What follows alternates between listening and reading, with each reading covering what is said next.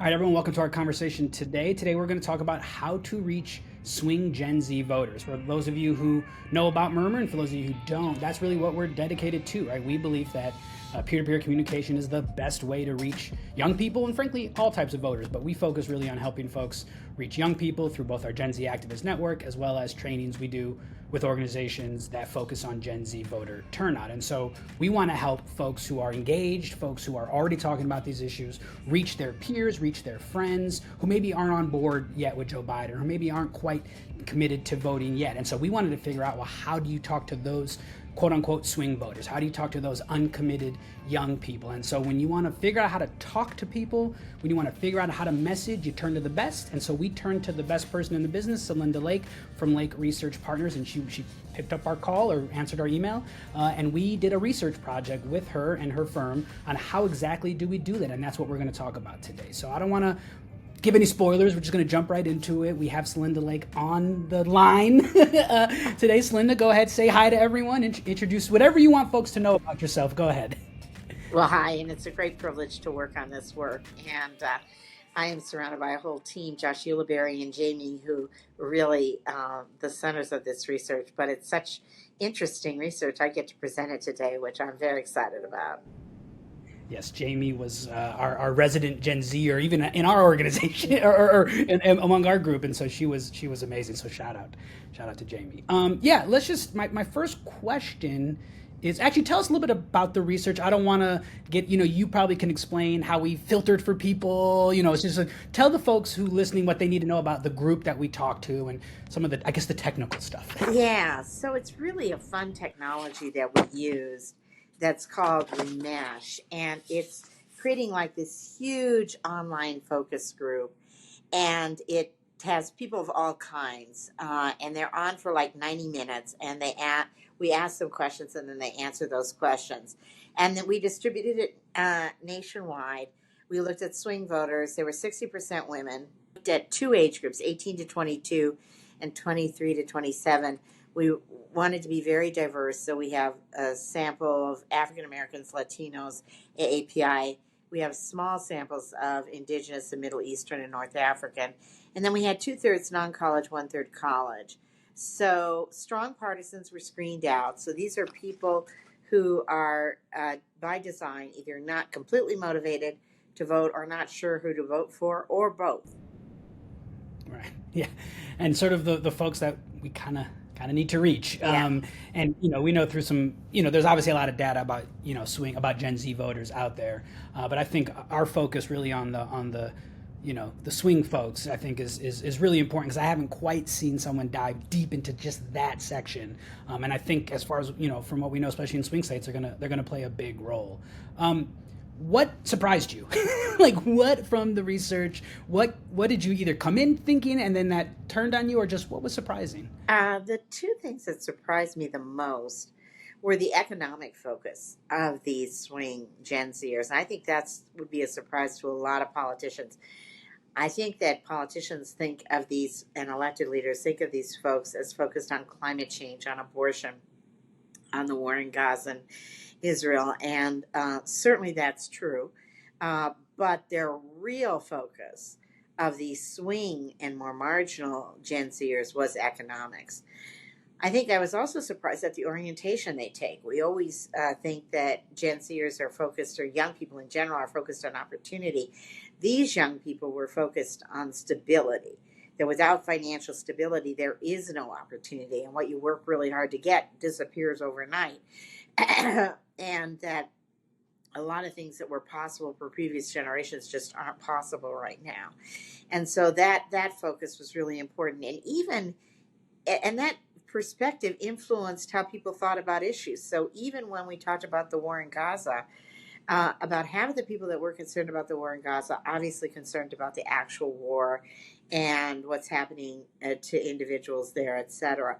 But half the people were concerned about the money we were spending, and would that be better off invested here at home, where we definitely have a lot of needs. So that was a surprise. The second surprise is I think of this cohort as very collectively oriented and really connected to each other. And that's all true. But it was in terms of appealing to them, they were really, these marginal swing Gen Zers were really looking in, what is in it for me? What has been delivered specifically to me? And the appeals that worked were much more individualistic than collective, which I think is not the orientation that a lot of political actors out there are taking.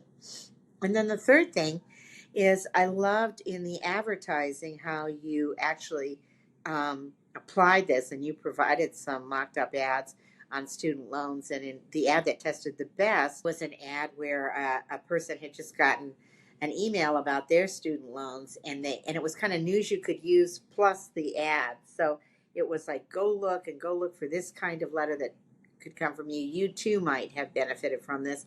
And by the way, Joe Biden and the Democrats did this. Yeah, I mean, I was the most surprised by how personally focused they were, because that is, to your point, just a complete contradiction to what most people, I think, assume, or sort of the stereotype, if you will, of the younger, of Gen Z, and even of millennials, frankly. And this cohort for certain was very worried about their own personal financial stability, what policy is going to do for them. And for me, one of the biggest takeaways, in addition to everything you said, was like, policy has to be about personal impact, not about the politician. Yeah. And so much of the advertising that I see, so much of the messaging I see is Joe Biden's agenda is this, and then it's like a bullet point of things they did. And that's just, we found that's not going to connect with younger folks. That you got to start, why is this important? How is this going to help your life? Oh, and by the way, Democrats did this. Or by the way, Trump's going to take it away, right? Like, I think that's kind of the timeline, or the strategy that we've seen, I think, have to kind of be implemented in order to reach folks on policy. So those were super surprising to me. And then, yeah, I'm glad that you brought up sort of the messenger is more important than the message. I mean, and maybe if you want to talk a little bit about, but like, I was also a little surprised at sort of how down on both candidates that running were. Not necessarily surprised that they were negative on Trump and even negative on Biden. Like, I wasn't expecting, they were going to love him, but I was kind of shocked, honestly, at how just little they thought had been accomplished in the last 4 years. I don't know if you want to speak to that, or if that surprised you at all. It didn't surprise me because we're seeing it in so much of our research, but it's really frustrating because it is the very little accomplishment. And I think part of it is the accomplishments are always talked about in global terms rather than in individual terms. In 5 years, we're going to bring this factory into this S-chips factory into this town. Well, where's the job now? I mean, Gen Zers are worried about making it today, paying their bills today. But I have to say, it's always frustrating, and how little has broken through, and particularly for these voters, because these swing voters are much lower information than the base of either party, and they are swamped. They are just flat out swamped with just trying to survive, and it's just all noise out there, and how to break through that noise. Voices of their own generation, influencers, a very different kind of media, and being on very different channels. This is something that Mermation is really an expert on, but you can't be on the same channels you're trying to reach the older voters on. You have to be on the channels that they're on. Yeah, one thing that surprised me as someone who studies really closely where Gen Z gets information is how many of these folks were still on Twitter/X and getting their information. My assumption, and it's true, TikTok, YouTube, Instagram, is also high on the list, but man, these folks were really also still on X, which is, I was surprised by, just because the conversation around X is not an under 30 platform necessarily, and every single one of, not, I shouldn't say every single one, but a lot, it ranked really high when we asked them where they get their news from. And that's another thing, I think, for folks watching this who want to reach this cohort, how topical you have to be, right? When we asked them, what stories are in the news for you, what have you heard of, everything was something that had just happened. It was all current event focused. And so when you're getting your news from algorithms that are swiping by, it's going to be very current event. And so I think how you tie policy and election stuff into current events is crucial, right? Because that's what they're paying attention to. Well, and I think it's hard to remember. It's hard for politicians to remember that someone who's 21 today was, by the time the election rolls around, would have been 13. So this notion of some historical context or something, even Obama ancient history. It's not particularly relevant. Yeah, which for me, Obama was like the sort of why I'm in politics. And it's a very interesting, like, oh man, I'm old. He's like the old Well, guy, you know. I'm He's like their self-absorbed in my Reagan own for me, which problems. is yeah, yeah. I didn't mean to bring up age. Sorry. We'll round it back. But that's actually a great transition to, or not even necessarily a transition, but sort of one of my thoughts, and I think I'm curious on your take, like the amount of anti-Trump versus pro-Biden messaging and the balance that needs to happen with this cohort specifically. But if you want to even talk more generally, like I'm just curious on your thoughts because obviously you got to do both. I think that's obviously the spoiler, but like, I feel like there's so much energy behind let's drive the negatives on Trump up, right? If they all don't like, and that's going to push them to Biden. I'm skeptical of that, to be honest, especially with these voters. But I'm curious, like, because you bring up the lack of context, these folks were 13, during Trump's, so they may not really know how crazy Trump is. What's your perspective on just how do you balance anti-Trump, pro-Biden? What do we do? Yeah, I think it's a really good question. First of all, the first thing we need to recognize is these voters have lots of choices. It's not a binary choice in their mind. They have the choice to stay home. They have the choice to skip the race, which we've now had to start adding to our ballot because there's so many people that are contemplating that. And they have third parties, and these folks are very drawn to third parties. We often use this language of reform the system. The system is broken. These voters think the system is rigged. This system's working exactly the way it was designed for exactly the people it was designed to benefit. It's not broken. It's working quite well. It needs to be upended. It needs to be fundamentally changed. And sometimes the right gets that kind of rhetoric better than we do. So I think that they have a lot. The first thing to recognize is they have a lot more choices than we think. The second thing to realize is that they are going to be the contrast. There's no victory laps with this generation. The contrast is going to be much, much more vivid. And it's got to be a contrast that really is very specific, like the student loans. They would do away with this.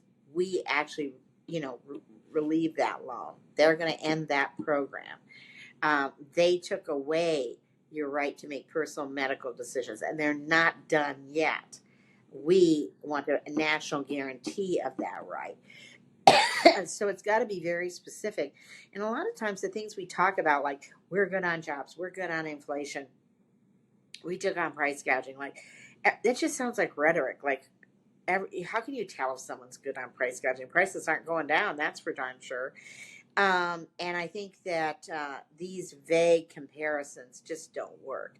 You need very, very concrete comparisons that young people will have experienced, and this Generation Z will have experienced. Yeah, I mean, under Joe Biden, we have the lowest uninsured rate in American history. Donald Trump wants to repeal the Affordable Care Act. I mean, like, it's Right, and just like it's for Gen Zers, and particularly Gen Zers of color, it works really well to say the Obamacare Act because they firmly believe that Trump wants to do away with the legacy of Barack Obama. yeah, and he's campaigning on repealing the affordable. I mean, he's campaigning.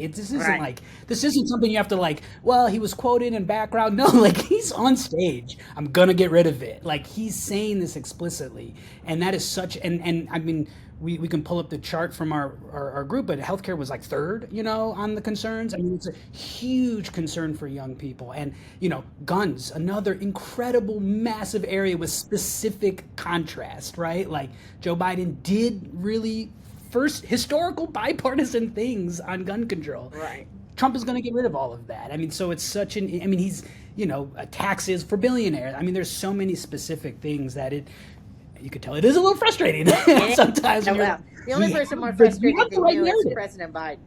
Uh, Yes, so he's yes. very frustrated too. But and also their cultural insensitivity. I mean, the Supreme nobody older processed that, and I'm just appalled. And I come from Montana. I come from gun country, but that the bumper stock decision came down from the Trump judges on the time at the point that the Parkland and Sandy Hook kids were graduating from high school, and on the very day that the Parkland school was being torn down.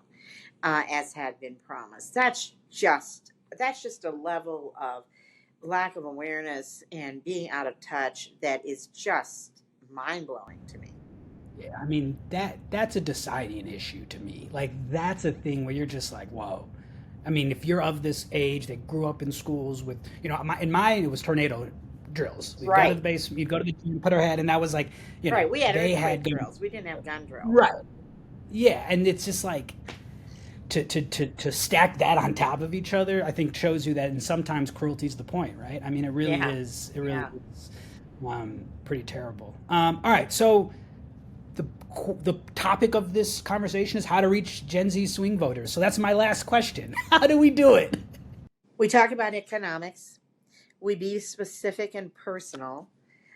We get on the channels that they're on, and Reddit's another channel that we found a lot of them were on. We use more Gen Zers as our spokespeople. I mean, I think that those among the reasons that the one ad tested so well is it was a real live person with a real lived experience. Um, we understand how tough things are. We don't try to tell people that their own lived experience is wrong. We say, yeah, it's really tough out there, and I've done this, but I'm not going to stop until this is happening, because it's not good enough. It's not near good enough. And by the way, I believe that a lot of these messaging techniques will influence Gen Zers, and they'd be awfully appealing to older voters too. I mean, that was one thing that I walked away from was like, it's not that different, like cost of living, healthcare, rent, housing. These are universal concerns. And so, yeah, it's not that different. There's some specifics, right? We got to customize it a little bit, but it really isn't like a whole new strategy that's needed. That was something that I walked away from. Well, and I think also sometimes we don't take seriously enough Gen Zers. And the number of them who are not in college and not going to graduate from college, the number who are struggling already, and the number who their parents are very concerned about them too. And we talk when we think about Gen Zers and junk fees, for example. We talk to them about Ticketmaster, and sure, Ticketmaster is darn irritating, but Ticketmaster is a luxury. They bring up the junk fees on rent, which is out of control. The junk fees on utilities and cellular phones.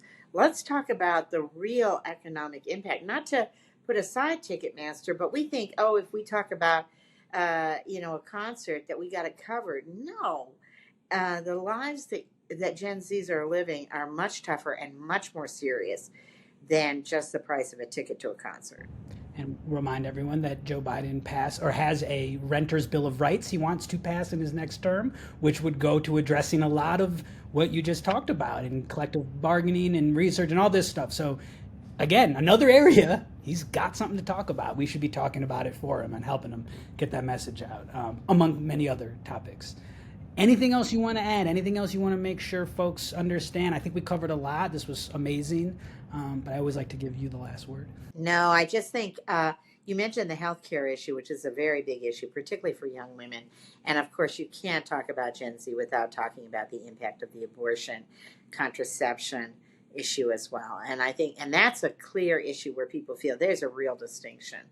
And it doesn't register as the most important problem facing the country. But when you ask, what are you going to vote on? Young women in particular say, I'm going to vote on this issue. It's a clear distinction. Just cut the crap and tell me what your stand is on this issue. Yeah, and it's not an issue they say is the most important necessarily, but when it's brought up, it's an activating issue without question, right? So yeah, I think it's a great point. All right, well, thank you so Thank much. you This was so much. awesome. This was an honor working with you all. We're going to continue working together. Good. But we got the first project out, and we're very excited, and hopefully we get it in front of the right people. Well, thanks for all your good insight. Thanks for having us work on it with you. We learned a ton. All right. Well, thanks again to Celinda Lake and Lake Research Partners. It was a great conversation. I hope you all found it helpful. If you want to learn more about our research, if you're watching this in the Substack, you can go down into the Substack, and there's going to be a link to download the full report, a PDF of it. You can also register for a webinar we're going to have with Celinda Lake that takes a deeper dive. That webinar is going to be on on July 11th. If you're watching this on YouTube, those links will be in the video description. And if you want to join the Gen Z Activist Network, if you want to be a part of our network and add your voice to this important election, selection to reach your peers and reach your friends, you can go to murmurimpact.com. There's an application for joining our network, and we provide messaging support, we provide shareable content, we have an ongoing support through our Substack and other ways that we help folks of all ages, frankly, but specifically focused on young voters, reach their peers, add their voice to this election, and participate in that peer-to-peer communication that we now know to be so effective. So we'd love to see you in our network as well. Thanks for watching.